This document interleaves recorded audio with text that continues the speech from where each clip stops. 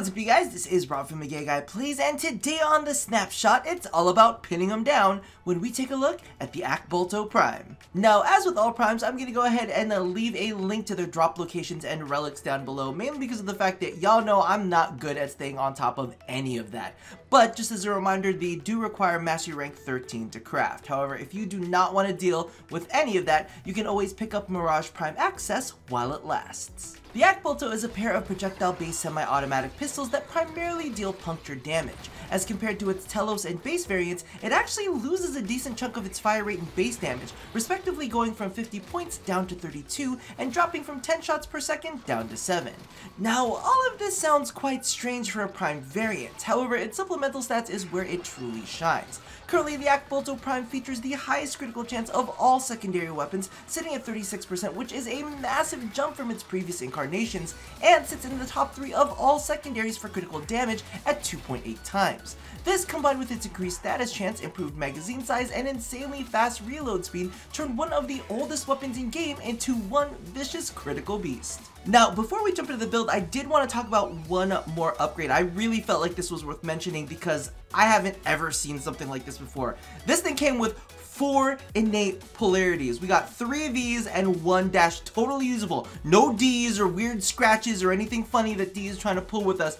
All completely usable. I only had to add in 1 more V in order to get a full build out of this, which I think is pretty impressive. And to be completely honest with you, the entire Prime Access feels right about that way too. I was like, what? So looking at the build itself, you can see we have all of these standard like critical mods, and I actually went ahead and tossed in some status mods to go along with it. We're gonna go with corrosive on this one because, as you guys know, this thing is very low on the slash radar, so we can't pull off our normal like antics with, you know, status viral and then get some slash blocks on there. Can't do that, so we're just gonna have to power down the armor ourselves. Now, one of the interesting things, because I feel like I'm totally gonna get dragged for this, I'm just gonna get red for this real bad, is the fact that I'm actually using pathogen rounds as the like last spot. A lot of people would probably go for something like Augur Pact, would probably go for the hydraulic crosshairs or sharpened bullets. All of those I actually think are really feasible additions. You can go ahead and do that if you feel more comfortable, but, and this is kind of like where reality and testing areas kind of differ a little bit. So I actually used this build to take down Billy's earlier, and I was kind of measuring the efficacy of, you know, one mod versus another, and because of the fact that pathogen rounds pushes corrosive up and makes it more of a priority damage type to proc status off of, this actually worked a little bit better at stripping off the armor and gave me more consistent results, being able to take down 150 bombards in a single clip. It's a big clip, you know what I mean? It's a big clip. But I'm just saying that in this case, you know, I didn't actually go down the route of making it full critical and pushing it into like critical damage or more critical chance. This is just what happened to work in this situation. I honestly feel like unless you're going against 150s, not Argon Scope, oh my god, what am I talking about? Augur Pact, bladed rounds or hydraulic crosshairs would totally be feasible. Now, let me shut up and let's go ahead and just see the way that this plays. Alright, so another Billy gives his life for us, and one of the big things that I do want to stress with this is mainly the fact that when it comes down to, oop, there you go, one clip wonder, one of the things that I do want to point out with this is, as with corrosive, all the time, it always feels like a little bit of a slog during the first half, and I need to remind myself that, because usually when I'm using viral and slash-based weapons, like, you just see enemies get their health torn down super fast. But with corrosive, it's one of those things where at first you feel like you're doing absolutely nothing, but like about halfway through, all of a sudden, everything picks the fuck up and enemies just are annihilated. And as you can see with this setup, you do quite well. I found that with other setups, I was actually using a little bit over a clip. I think I was using a clip and about 10 additional ammo in order to get it. Which, you know, I mean, it's menial. It's not necessarily going to be the end of the world if, you know, you don't get him down in one clip, like this guy. Almost one clip, almost. But yeah, it's not the end of the world if it takes a little bit more than one clip, because legitimately, like I said, this is not necessarily something that I think that a lot of people are going to be taking into like their extended runs. I think this is definitely viable for basically any sortie that you want to go into, even the highest tier. Your bounties are all set, and you know, going for a decent amount of time in any survival, you'll be completely fine in. And I don't think that this is, you know, I don't think that it's going to be any kind of an issue, but if you're going in for like super long extended, I think that you've already got the weapons that you want to bring into the super extended, the ones that are super consistent. But this still does pack a heavy fucking punch, and as compared to its original variants too, this thing does a lot better. The only thing that I do kind of want to point out, and this is my confession here, I just shot a bunch and I just missed them completely. And I still got it in one clip. The one thing that I want to point out, and again, I'm confessing this, I kind of am not sure how to read Riven disposition sometimes. I'm just like, oh, that's a good Riven, or that's a bad Riven. Not sure exactly where this sits on the disposition, the Riven disposition level, but I do feel like that last spot could definitely be a spot that you would, you know, put a Riven into. It's only 2 dots? Is that good? Is that bad? Listen, I could look it up right now, but off the top of my head, you know, this is me being genuine and honest and real. I'm like, I don't quite remember. But because of the fact that I'm pretty sure this is attached to, not necessarily the greatest weapons in the world. Oh, whoops. I accidentally reloaded early on that one. But yeah, because of that fact, I think that you might be able to find some really good Rivens for it. I've seen some, and I'm assuming because of the fact that they look pretty good, I'm assuming that this does have a good Riven disposition for you guys to take advantage of. Just keep in mind, you know, you could, I mean, here, even getting like a status Riven for this wouldn't be too bad. But the critical Rivens, ooh, I got some bad critical rolls on that one. But even some critical Riven in the spot, maybe a critical / status Riven would be good too, to kind of really push the status on this, because it's the only thing that we're really missing. Like, this is still going to be good no matter what. I mean, it's got a good base for it to go into, but legitimately, there you go, just a little bit over. But I think that getting a good Riven for this is really going to solidify it as a powerhouse, because I was actually judging this against my Sicarus and seeing where I felt, you know, the Sicarus sat and where I felt this sat, and I have an insane Riven for my Sicarus, so I'm thinking that maybe, you know, maybe having an insane Riven for this will actually push this over the edge and turn this into an absolute monster as well. Because, I mean, it's got so much potential, especially if you're hitting those headshots and taking advantage of those headshot multipliers. Oh, so fantastic. So, all in all, the Akbolto Prime is pretty fucking solid. Now, is it my favorite secondary of the bunch? Admittedly, no, it's not. However, it is definitely, undeniably a powerhouse, especially when you think about it in all of the different ways that you can use it. Sure, right now we're kind of coming through and we're trying to strip enemies down with their armor and kind of blast through that. And in that circumstance, it's decent, it's not bad. But if you think about it in the ways of 4 stacks of corrosive projection and toss on some viral on this thing, and it's fucking nasty.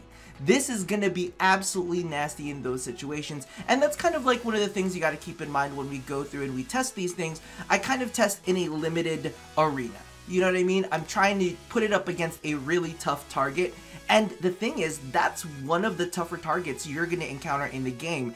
And it still was able to take them down in a single clip, you know? So part of me is like, if you get the optimal situation for yourself, you know, maybe you've got a little bit of a Banshee Prime action, or maybe you've got a little bit of an Oberon with his, like, ability to strip down enemies, and you just kind of ping enemies off with this. This is going to be insane with that critical chance and the critical multiplier, and not even talking about the crazy-ass Rivens you're going to be able to place on this thing. So, all I'm saying right now is I think that it is a freaking standout weapon in the right circumstances, and it's still a good weapon in all of the other circumstances. So that about does it for the facts and figures. I'm gonna keep playing along just a little bit longer to revisit the nostalgia of this one in the gameplay. So if you're interested, stick around for that. Okay. Can we talk about the fact that this thing is legitimately one of the first weapons that I actually played with way back in the day? Like, I mean, I think this might have been I think this might have been my first platinum purchase. Like one of the first things that I picked up with platinum is they had this bundle with this, I believe it was the Paris, and I think it might have been the Glaive. I think it's still in the market now, to be completely honest with you, but holy shit, the reminders of how things used to be. And I was gonna be honest with you, I didn't think that I would actually see this come through. I didn't think that I would actually see this come through as a primed weapon. I mean, I felt like it's too old. I wouldn't say the same thing about the Kogake, but I did feel like this one, I was like, I don't know, there's so many secondaries out there, you know, I was thinking Ak Magnus or, you know, whatever, but legitimately, I was like, maybe the time has come to pass for this one. But you know what? We still got the Boltor Primes, and then of course we've got the Boltace, which hopefully we'll end up seeing at some point, so we can have a full Bolt set. Not that I was necessarily all that fond of the Boltor Prime, but legitimately it was just kind of like one of those nostalgic things where I'm like, damn, I'm old. Legitimately, I am so old right now. And I'm kind of glad. Like, this still definitely feels like the, what is it called? Like the Akbolto, you know, this still definitely feels like along those lines. It doesn't feel like it's changed too much. Like, there are some of these secondaries where you're like, wow, this does not feel like the original variant at all. Like, you know, the Ballistica has a totally different feel, which isn't necessarily a bad thing, you know, they gotta kind of switch things up, but this one was definitely big time throwback. And I'm kind of loving it. I wish it had a little bit more punch in the status section, you know, if I'm gonna be frank with you. I'm not the kind of person who sits there and like, is like an ASCII person, but a part of me was kind of along the lines of like, ooh, just a little bit more status, and you would have been good. Because I was actually looking at it and I was comparing this versus the Ak Magnus, and I was like, maybe they were trying to push this to become the Ak Magnus Prime. And I think the Ak Magnus still has maybe about 6% more. No, I think it might have about 11% more on it in the status chance arena. And I was like, ooh, but if you gave it the status chance boost, this would have basically been the Ak Magnus Prime. Right now, it's funny though, because it really feels like when you do some comparisons, this feels like this got the Soma treatments. You know, way back in the day, we're like looking, I was like, oh, and you guys have to remember the days of the Soma too. Can we just talk about that? They gave us the Soma and we're like, what is that shitty base damage? Why is the base damage on this weapon so shitty? We're like, ah, well, I guess it's got critical stats, so that's not bad. And then we actually saw it in action with all those critical stats, and we're like, holy shit, this thing is crazy good. And that's kind of like what happened here. I know that, you know, some people might be bitter at the fact that this did take a little bit of a base damage hit, but the critical damage multiplier, it's so good. It's so good. And a part of me, I really, you know what, I should have, in between the breaks of me recording this bit and me recording the outro bit, I probably should have looked up the disposition and how the disposition works. But this is one of those weapons that I feel like this should have a pretty good disposition, because legitimately, it wasn't necessarily the most powerful weapon way back in the day, so it should have a decent one, right? Regardless, it still feels strong even without an insane Riven, but y'all know how it is, right? You find a good Riven for some of these weapons, and all of a sudden they get taken to a whole new level. Because I'll be real with you, like my Sycris it's a good solid weapon, but man, you put that Riven on it. Same thing goes for the Lado. Like, the Lado is pretty beastly, or the Lado Prime is pretty beastly, but man, you get a good Riven on it and you're like, oh, so juicy. And that's one of those things too. It's kind of like you get a lot of these throwback weapons where you're like, oh, like I remember playing with the Lado as my first weapon ever. No, those were fun times. And now it's kind of like you see their Prime variant and you're like, woohoo, so cool.